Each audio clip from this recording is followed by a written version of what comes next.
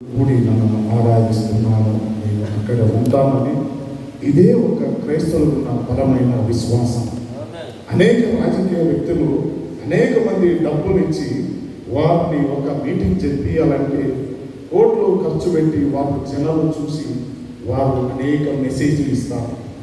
కానీ మనము దేవుని సన్నిధిలో నాకు వందల మంది, వేల మంది, లక్షల మంది అవసరం లేదు.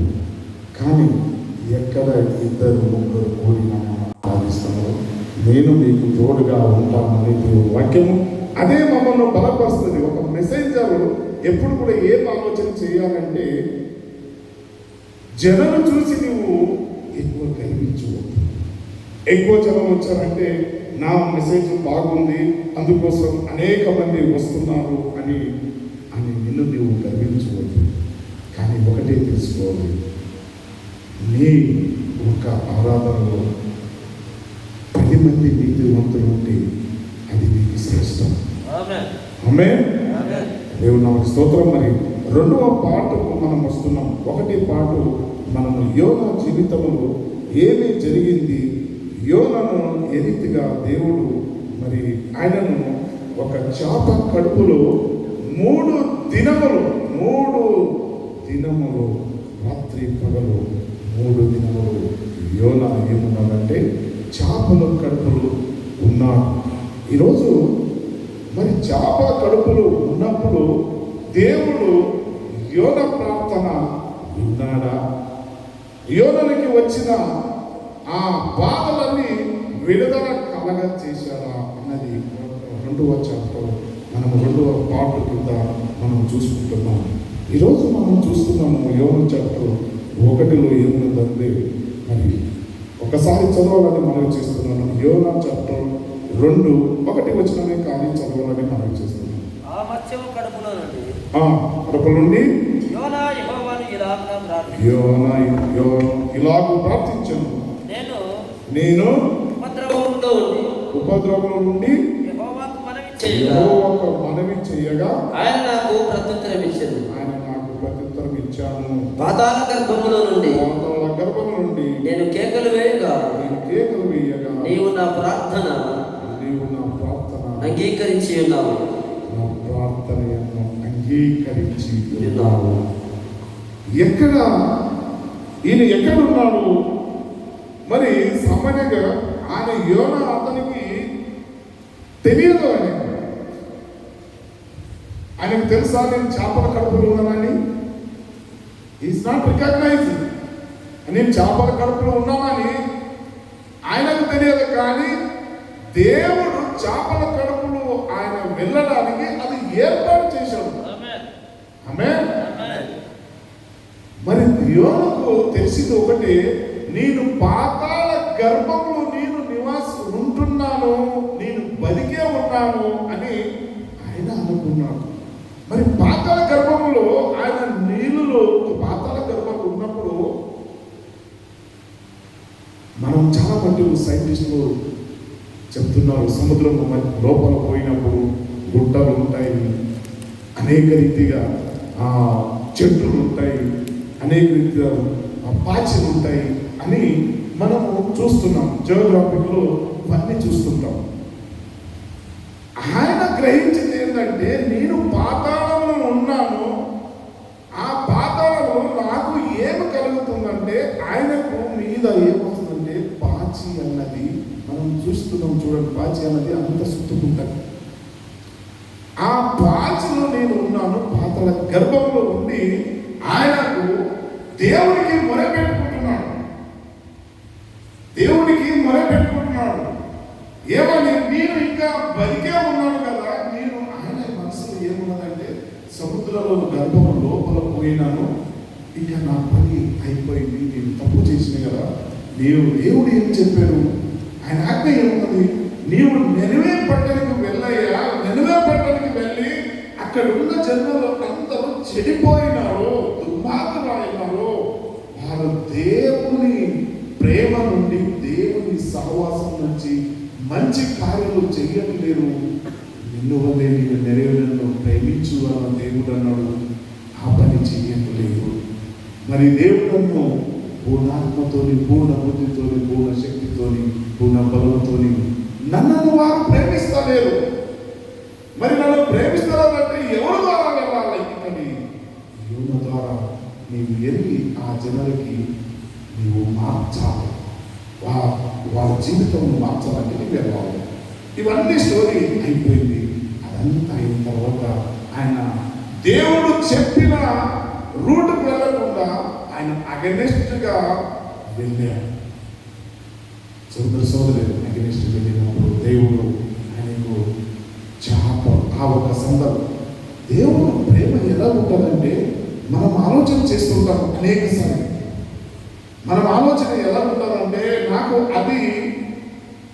ఇది దొరికితే బాగుంటుంది అని ఆలోచన చేస్తుంది.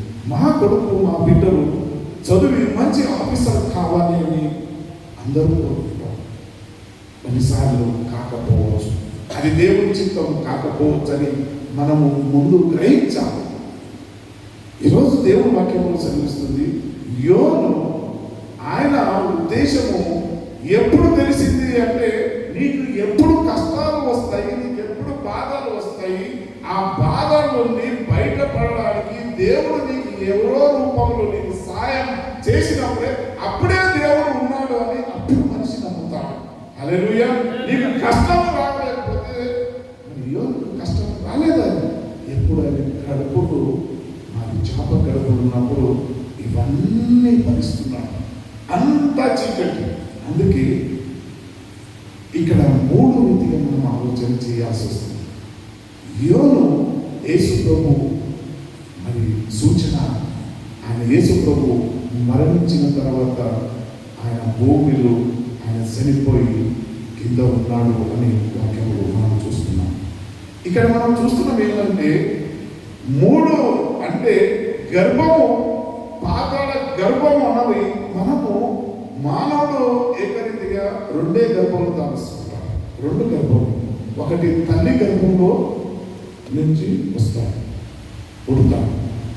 2వ గర్భం ఏమైంది? పాతాళ. మనం పుట్టినప్పుడు తల్లి గర్భంలో చీకటిలో ఉంటాడో వెళ్ళిపోతాడు. 2వ గర్భం ఏంది? పాతాళ, చచ్చిపోతాడు. అని చచ్చిపోయిన తర్వాత ఎక్కడికి పెట్టబడతారో పాతాళ గర్భంలో పెట్టబడతారు. ఎస్, భూగర్భం. భూగర్భంలో ఉంటాడు. ఈ 2 అంటే మామూలు, మనకి ఈ 2 తెలుసు. కానీ 3 ఉంటాయి. యేసు ప్రభువుకు, యోనకు, లాజరు, వీరందరూ ఏం చేశారు? వాళ్ళు పాతాళకు వెళ్ళి మళ్ళా తిరిగి పైగా భూమి మీద వచ్చారు. ఆ పాతాళ లోకానికి వెళ్ళారు, చీకటి లోకానికి వెళ్ళారు, అంధకార లోకానికి వెళ్ళి మళ్ళా వాళ్ళు మరి ఈ భూమి మీద వెలుగు లోకానికి వచ్చారు. మరి లాజరు కూడా చనిపోయాడు. చనిపోయి మళ్ళా ఆయన కూడా ఈ వెలుగు లోకానికి వచ్చాడు. వచ్చి మళ్ళీ ఆయన చనిపోయాడు. యేసు ప్రభు కూడా చనిపోయి మళ్ళా తిరిగి లేచాడు. ఏంటి ఇది? ఇదంతా లేపింది, ఇదంతా కార్యక్రమం, ఇదంతా జరిగించింది ఎవరు? మరి అనేక మంది మనం అనుకుంటున్నాం, మరి ఎలాగ బతికారు? యేసు ప్రభు లాజరును లేపాడు. ఓకే, దేవుడు యెహోవా దేవుడు యోనను ఆయన చేప నుంచి మరి భూమి మీద వచ్చాడు. ఎవరు లేపారు? ఎవరు చెప్పగలవా? ఎవరు లేపారు? వారిని చనిపోయిన వారిని భూమి నుండి ఎవరు లేపారు? క్వశ్చన్, ఎవరు లేపారు? చెప్పగలరా? దేవుడు లేపాడు. అందరు రావాలి. ఓకే, అందరూ దేవుడు లేపాడు వాళ్ళు ఎంతమంది ఉన్నారు? దేవుడు లేపాడు వాళ్ళు అంటే మీరు దేవుడు లేపాడని అర్థం. అంటే దేవుడు వాక్యంలో ఏం చదివిస్తుందంటే ఆత్మ, దేవుని ఆత్మ. ఆదికాండం 1లో మనం చూస్తున్నాం. ఆదికాండం 1లో మీరు చూడండి, 1:2లో మనం ఏమున్నది. తర్వాత మీకు ఇక్కడ కూడా రెఫరెన్స్ ఇస్తున్నాను. ఆత్మ ఎప్పుడు ఆత్మ లేపింది అంటే దేవుడు ఆత్మ ఆయన. ఆదియందు చదవండి కదా. ఆదియందు ఆదియందు దేవుడు భూమి ఆకాశములను సృజించెను. దేవుడు భూమి ఆకాశం సృష్టించాడు. భూమి నిరాకారము ఉండెను. చీకటి అగాధ జలముల పైన కమ్మి ఉండెను. దేవుని ఆత్మ జలముల పైన అల్లాడుచుండెను. అది దేవుని ఆత్మ. రెండోదాగి మనం చూస్తున్నాం, యేసు ప్రభు చనిపోయి లేచినప్పుడు మగ్దల మరియ కొంతమంది స్త్రీలు ఉన్నప్పుడు ఇద్దరు దూతలు వచ్చి యేసు ప్రభు ఆత్మ, దేవుడు ఆయన ఆత్మతోనూ లేపబడేది. ఆమె దర్శనిస్తాడు. యేసు ప్రభు లేచాడు. ఎవరు లేపారు? దేవుడు ఆత్మ ద్వారా, యేసు ప్రభు తన శిష్యులు చెప్తున్నారు. ఒకసారి ఏమైందంటే, యేసు ప్రభు మాట్లాడినప్పుడు, అయ్యా నీవు ఇక్కడ నుండి పరలోకానికి వెళ్ళిపోతావు, నీవు చచ్చిపోతావు, నీవు వెళ్ళిపోయిన తర్వాత మనకి ఎవరున్నారు అక్కడ? మాకు సాయం చేసేవాళ్ళు ఎవరున్నారు? మా బాధలు తీర్చేవాళ్ళు ఎవరున్నారు అన్నప్పుడు దేవుడు అన్నాడు, నేను శరీరరీతిగా నా ఆత్మ అక్కడికి వెళ్ళిపోతుంది, కానీ నేను నా ఆత్మను మీకు తోడుగా పంపిస్తున్నాను. నా ఆత్మ మీకు తోడుగా నడిపిస్తుంది అని మార్కు చాప్టర్ 16 మనం చూస్తున్నాం. ఆయనగా నడిపిస్తున్నాడు ఆత్మ. దేవుడు వచ్చి డైరెక్ట్ మీతో మాట్లాడలేదు. దేవుడు వచ్చి మీతో మాట్లాడతాడు కానీ కనిపించడు. వాక్యం ద్వారా మాట్లాడతాడు కానీ దేవుడు నన్ను మనం ఎవరు చూడలేదు. ఆ రోజు యోన కూడా చూడలేదు. ఈ భక్తులు ఎవరు కూడా చూడలేదు. మోషే కూడా చూడలేదు. మోషే, నీవు దేవుడు ఎవరు నాకు కనిపించు, నీవు నా ముఖం ఎదురికి రా, నిన్ను చూడాలి అని ఆశ కలిగి ఉన్నాయి. మోషే, నేను ఉన్నవాడు అన్నవాడు నేనే.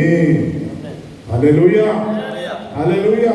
ఈ సత్యము తెలియక అనేక మంది దేవుడు డైరెక్ట్ ఎవరితోని కూడా కనిపించలేదు. యోను కూడా దేవుడు ఆయన తన చంపల గడపలో ఉన్నప్పుడు కూడా మాట్లాడుతున్నాడు. ఏమని మాట్లాడాడు అనే విషయాలు మనం చూద్దాం దేవుని వాక్యం ద్వారా. మరి చూడండి, యాకోబు చాప్టర్ 4:8 ఒక్కసారి ఈ వాక్యం చదివితే కొంచెం మీకు అర్థమవుతుంది. మరి దేవుడు ఏమంటాడు?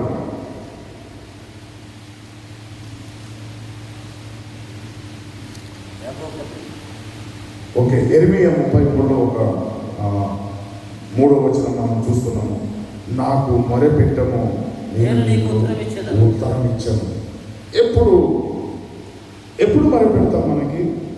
మనం అన్నీ ఉన్నప్పుడు దేవుణ్ణి మొరపెట్టాం. అన్నీ ఉన్నప్పుడు, కడుపు నిండా అన్నం ఉన్నప్పుడు మంచి నిద్ర వస్తుంది, మళ్ళీ ఉద్యోగం చేస్తాము, తింటాము, పడుకుంటాం. చూడండి, క్రైస్తవులు అనబడిన వాళ్ళు లక్షల మంది ఉన్నారు. యేసునామం చెప్పుకొని తిరిగేవాళ్ళు. ఇదే ఇస్లాంపూర్లో మినిమం నాకు అనిపిస్తుంది ఒక 10,000 మధ్యన ఉంటారు.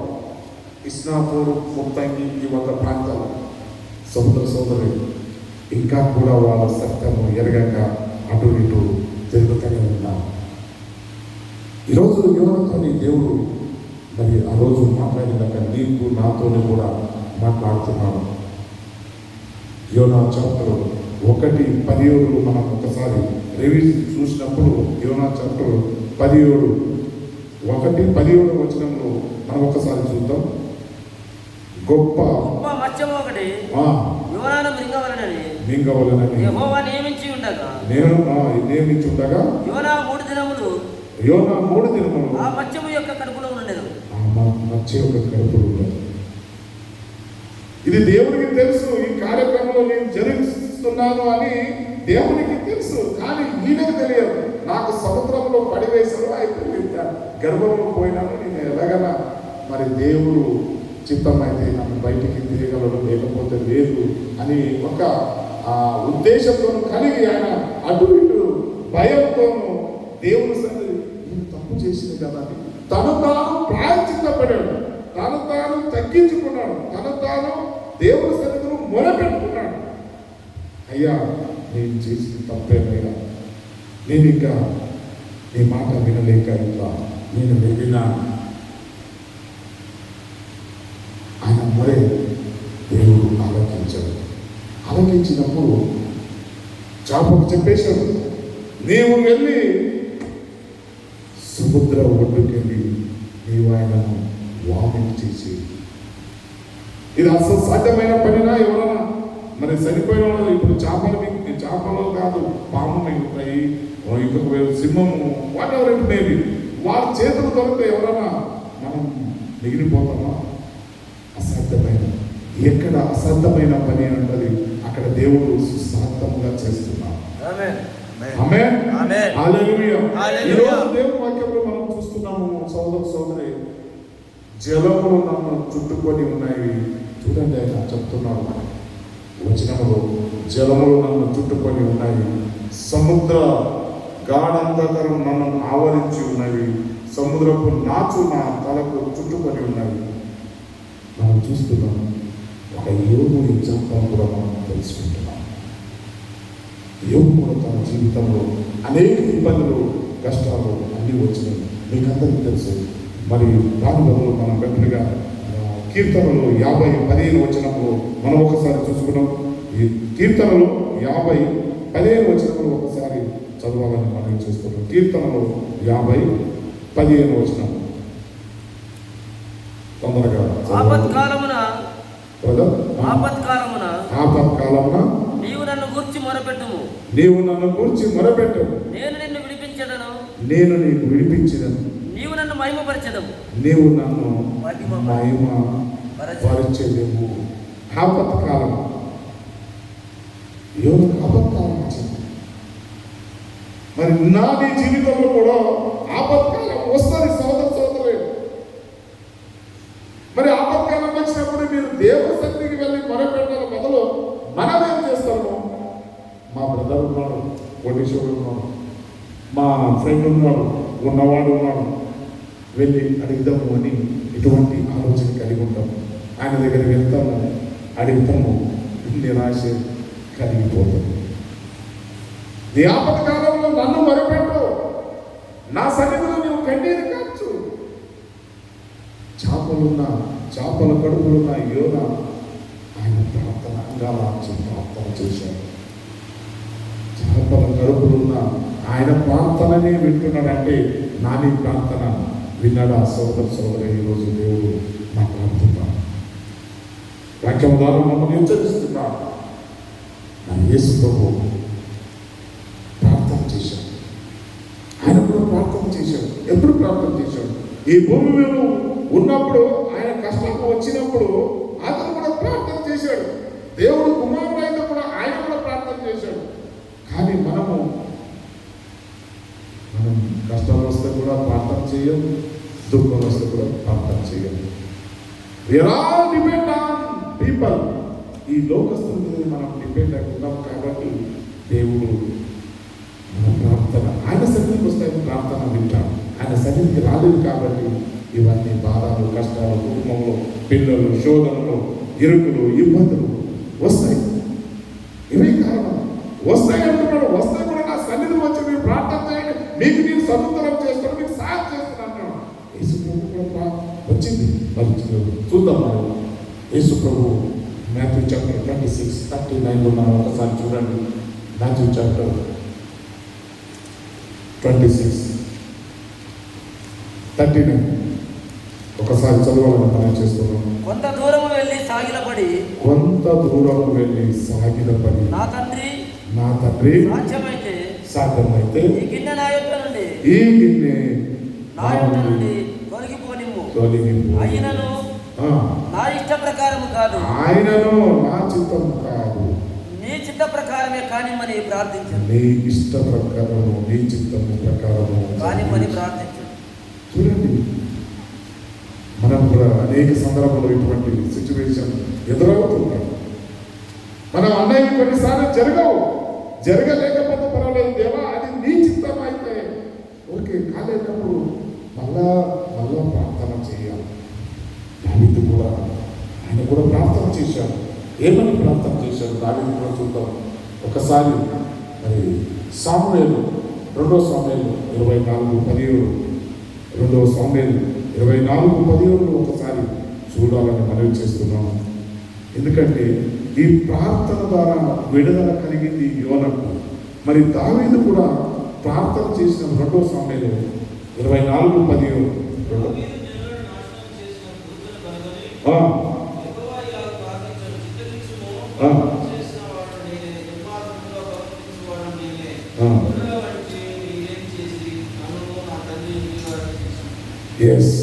ఎప్పుడు దావీదు పాపం చేశాడు, ఆ పాపం చేసినప్పుడు దావీదు కాకుండా వాళ్ళ కుటుంబంలో కూడా శాపం నేర్చాడు. అందుకే ఆయన దేవుని సన్నిధిలో ప్రార్థన చేస్తున్నాడు. తప్పు చేసిన నేను తప్పు చేసిన కానీ మా కుటుంబానికి అసలు ఎందుకు నువ్వు శాపం ఇస్తున్నావు దేవా? నేను తప్పు చేసిన సోదరి కుటుంబంలో ఒక్కడు పాపం చేస్తే కూడా అందరికీ ఆవరిస్తుంటాడు. పాపం అనేది అందరి మీద పడుతుంటాడు. అందుకే మన పిల్లలు, మన కుటుంబము జాగ్రత్తగా చూసుకోండి. ఒక్కరు చేసిన పాపంలో అందరి కుటుంబంలో ఆవరించి ఉంటాడు. ఈరోజు నేను ఒక్కడే అప్పు చేసినాను అనుకోండి, నాకు అప్పు చేసినప్పుడు మరి ఆ అప్పు ఇచ్చిన ఆయన వచ్చి నన్ను తిడతాడు, ఏమో అంటాడు అనుకోండి. అప్పుడు నా కుటుంబం అందరికీ వీళ్ళందరూ ఎటువంటి వారే ఆ పేరు మీకు చెడుగా మాట్లాడుతూ. అందుకోసం సోదరి అప్పుడు దావీదు ప్రార్థన చేస్తున్నాడు దేవుడి సన్నిధిలో, అయ్యా నేను తప్పు చేసినాను, నా తప్పు నాకు శిక్షించు, కానీ వీళ్ళందరూ అమ్మాయికి వాళ్ళు ఏం చేయలేదు కదా, వారిని ఎందుకు శిక్షిస్తావు అని దేవుడి సన్నిధిలో మొరపెట్టాడు. మరి మన జీవితంలో కూడా మనం కూడా కొన్నిసార్లు ప్రార్థన చేస్తాం, కొన్నిసార్లు ఆన్సర్, కానీ ప్రార్థన మాత్రం కంటిన్యూస్గా మనం చేసి ఉంటే దేవుడు తప్పకుండా మీ ప్రార్థన ఆలకిస్తాడు. మరోలాగే మనం ప్రార్థన చూస్తున్నాం. 2వ సార్లు రాజుల గ్రంథంలో 2 రాజులు 23వ వచనం, 2 రాజులు 23వ వచనం, 2 రాజులు 23వ వచనం, 23వ వచనం. యెహోవా యథార్థ హృదయముడై సత్యముతో నీ సన్నిధిలో నేనెట్లు నడుచుకుంటునో, నీ దృష్టికి అనుకూలంగా సమస్తము నేను ఎట్లా జరిగించినో కృపతో జ్ఞాపకం చేసుకోమని హిజ్కియా కన్నీళ్లు విడిచి యెహోవాను ప్రార్థించాను. ఆ దినములో హిజ్కియా రోగంలో పడిపోయాడు. యెషయా హిజ్కియా చెప్తున్నాడు, నీవు కొన్ని దినములో నీవు చనిపోతావు, కొన్ని దినములో నీవు మరణిస్తావు. భవిష్యత్ ఆల్రెడీ చెప్పేశాడు, నీవు కొన్ని దినములో నీవు చనిపోతావు. అందుకే దేవుని సన్నిధిలో ప్రార్థన చేయి. హిజ్కియా ప్రార్థన చేశాడు. ఆ ప్రార్థన దేవుడు ఉత్తరమిచ్చి 15 సంవత్సరాలు ఆయనకు ఆయుష్ పెంచాడు. ఆమె 15 సంవత్సరాలు ఆయుష్ పెంచాడు. మరి ఎలా ఉంది మన ప్రార్థన? మనం ప్రార్థన చేస్తే పక్క ఉన్నాడికి జ్వరం తగ్గలేదు, మనం ప్రార్థన చేస్తే రోగం స్వస్థపడతలేదు, దయ్యములు పారిపోతలేదు. మనం ప్రార్థన చేస్తే ఏం అద్భుత కార్యము జరుగుతలేదు. కారణం ఏంటి? కారణం ఒకటే, మనలో బలమైన విశ్వాసము దేవుని యందు లేదు. వీఆర్ ఓన్లీ లోకరీతిగా మమ్మల్ని హెచ్చించుకుంటున్నాం, లోకరీతిగా చూపెడుతున్నాం. నేను భక్తుడు అని నన్ను నన్నే తోపరుచుకుంటున్నాము. కాబట్టి దేవుడు నాతో నీతో మాట్లాడతాడు. నేను ప్రార్థన చేస్తే ఎందుకు స్వస్థ కలగలేదు? నువ్వు ప్రార్థన చేస్తే దయ్యం ఎందుకు వెళ్ళిపోతాడు? నువ్వు ప్రార్థన చేస్తే కుటుంబములు బాగుపడతలేదు? నువ్వు ప్రార్థన చేస్తే అద్భుత కాలం ఎందుకు జరుగుతలేదు అన్నది ఇదే ఒక విషయం. ఏజికియా కన్నీరుతో ప్రార్థన చేసినప్పుడు ఆయన 15 సంవత్సరాలు ఆయన ఆయుష్ పెంచిన దేవుడు నీకు ప్రార్థన చేస్తే నీకు జ్వరం కూడా తగ్గుతలేదంటే నీలో దేవుని యొక్క భక్తి లేదు, భయం లేదు, సౌకర్యం. ఓన్లీ మనమంతా చూపులు గుర్రాలంటాం చూడండి, చూపెట్టడానికి మనం ఓన్లీ నటన నటన నటన నటన. ఒక రోజు వస్తుంది దేవుడు, ఆ రోజు నాతో నీతో మాట్లాడతాడు. పొద్దున్న వాక్యంలో మనం చూస్తున్నాం. రోమీ చాప్టర్ 1లో ఆల్రెడీ యేసుక్రీస్తు ముందు ఉన్న వారికి ఎలాంటి తీర్పు శిక్ష విధి లేదు. నిజంగా నీవు యేసులోనే ఉన్నావా? మీరు యేసులో ఉంటే మీకు ఎలాంటి శిక్ష విధి లేదు అంటున్నాడు దేవుడు. సోదరి యోను తప్పు చేశాడు కాబట్టి ఆయన శిక్షించబడింది. ఈ రోజు నుంచి మనం తప్పు ఒప్పుకుంటే దేవుడు మనకి ఈ రోజు రాత్రి ఆత్మ పిలిస్తే కూడా లోకికి మనం డైరెక్ట్ తండ్రి అయిన దేవుని సన్నిధిలో మనం వెళ్తాం. హల్లెలూయా, హల్లెలూయా, స్తోత్రం, దేవునికి వందనాలు. ఈరోజు మనం వాక్యం యోనా తన జీవితం చూస్తున్నాం. 3 గర్భం ఏవి అందరికీ తల్లి గర్భం అనేవి లేకపోతే చనిపోయిన తర్వాత ఇంకొక గర్భం ఏమంటాము? భూమి చనిపోయినప్పుడు పెట్టినప్పుడు అదొక గర్భం. సోదరి అనేక మంది ఈ సత్య వాక్యం తెలియక అటు ఇటు ఉంటున్నారు. ఈరోజు దేవుడు నీతో నాతో మాట్లాడతాడు. మార్చ్ చాప్టర్ 8:31లో దేవుడు మాట్లాడుతున్నాడు. ఏం మాట్లాడుతున్నాడు దేవుడు? పరిచయాలతో సదుకాయలతో ఏం చెప్తున్నాడు? మార్చ్ చాప్టర్ 8:31లో మరియు మనుష్య కుమారుడు అనేక హింసలు పొంది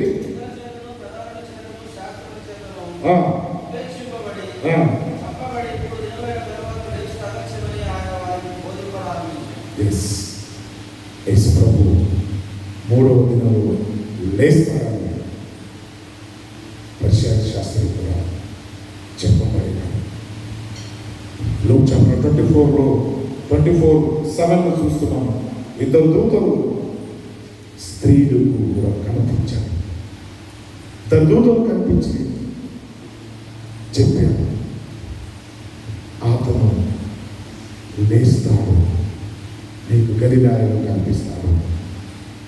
అన్నీ కూడా మనం ఈ స్టడీ చేసినప్పుడు యోహాను చాప్టర్కి దీనికి చాలా సంబంధాలు ఉన్నాయని మనం తెలుసుకుంది. రోజు వాక్యంలో చూస్తున్నాం. అందుకే దేవుడు వాక్యంలో మత్తయి 7:7 చెప్తుంది, అడుగుడి మీకు ఇవ్వబడుతుంది, వెతుకువానికి నేను దొరికాను, తట్టువానికి తీయబడుతుంది.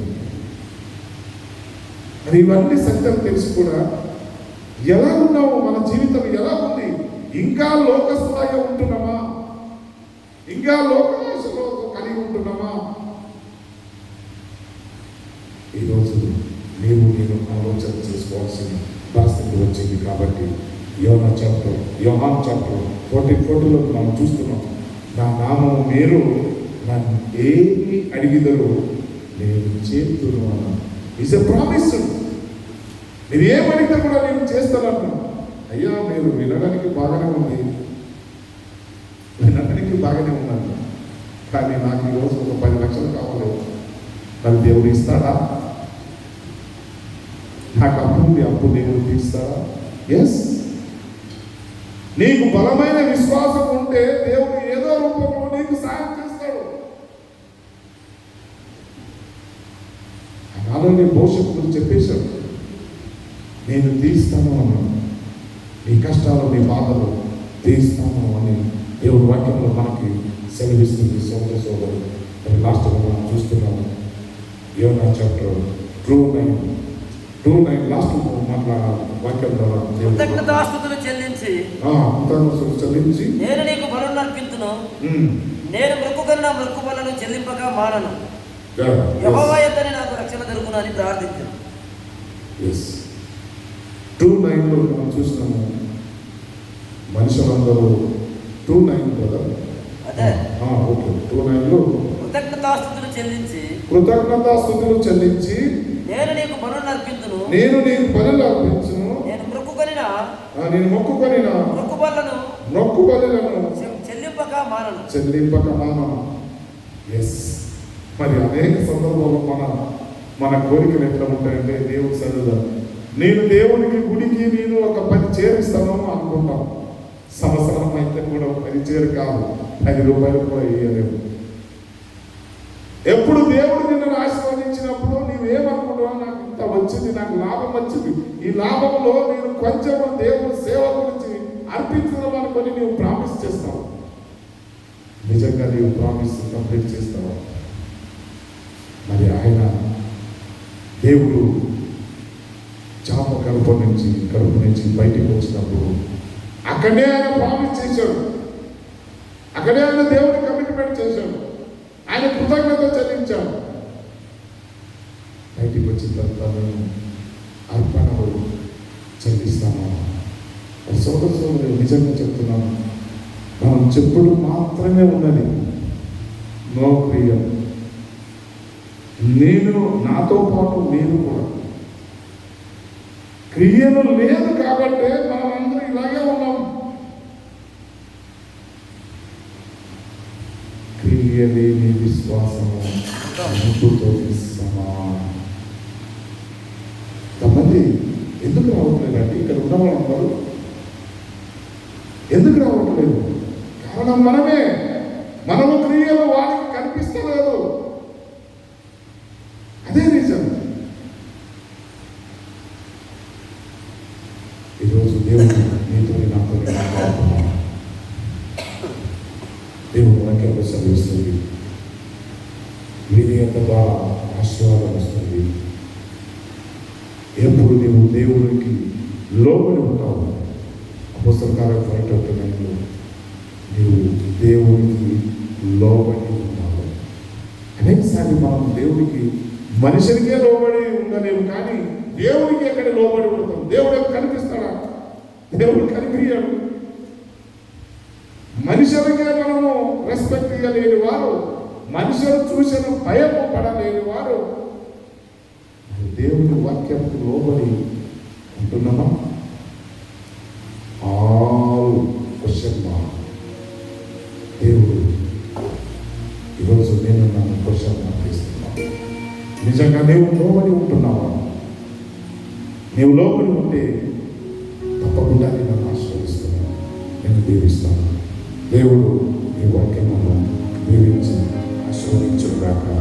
ఆమేన్.